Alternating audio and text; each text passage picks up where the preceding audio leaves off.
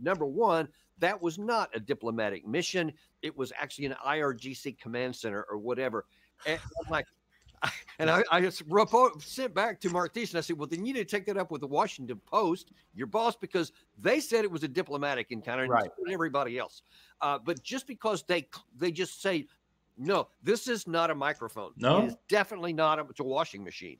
That's kind of how crazy it is. That's what we're dealing with. It is. That's what we're dealing with. And it's really difficult for people to accept that, right? That we have people who are in power or their agents, like Mark Thiessen at the Washington Post, who, of course, Mark Thiessen, member of the Bush administration, right? I'm thinking of the right guy who famously advocated for, justified, and then protected torture. And he'll claim that torture is not torture. You know what I mean? Like, so it's that type of what you said, the doublespeak, the lying, maybe gaslighting, but it's lying. Shame on and this is what we're up against. We are up against people who lie at the drop of a hat. I can't believe that. Their priority is not the truth. Shocking. Their priority is not the best interest of the American people. Their priority is advancing their own personal and institutional interests. And if that's aligned with Israel, then that's what they're going to do.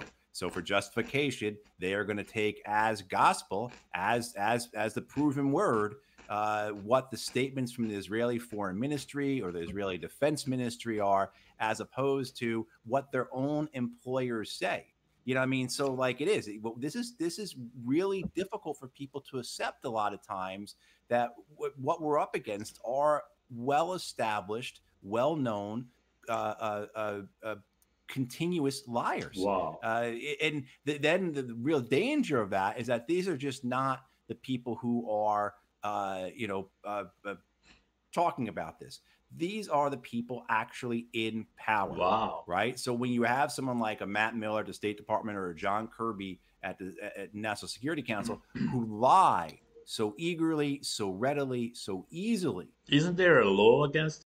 Well, let me tell you, them lying so easily is one thing. I could lie easily, but as I tried to actually put out Matt's point that Pentagon is harming United States, and he went tingling about potentially this and that, and I thought, man, this man, why doesn't he go straight and blunt, and he does, why doesn't he say so? And I then kind of said so in my ad on Google, and Google came up with a strike. This is an exaggerated claim. Wow. So some people are more equal than the others. Huh. Okay. Do you really think that when they go back into their conference rooms and they actually make policy, that those lies aren't the things that are also propelling the policy? Right. So it's not like these people are saying one thing at the podium because that's what's best to say for right now. Otherwise, it's difficult, it's inconvenient, it's uncomfortable. But in the back rooms where we make policy, yeah, absolutely. No, we know that it was a diplomatic mission, and we're gonna stake.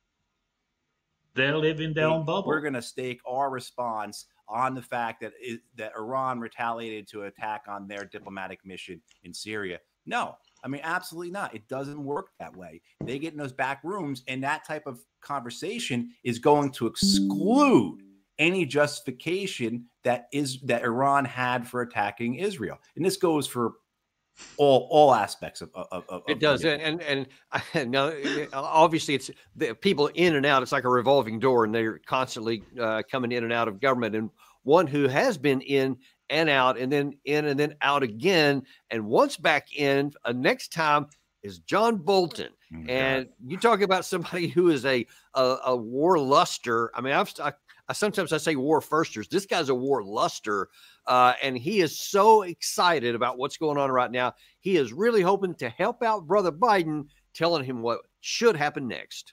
In today's world, the Gulf Arab states view the United States as weak and feckless. Iran now faces a potential Israeli strike in response to what happened last night. I think it's imperative that Israel strike decisively, not proportionately, disproportionately, to reestablish deterrence and to convince the terrorist proxies that Iran has set up in its Ring of Fire strategy that they're not intimidated.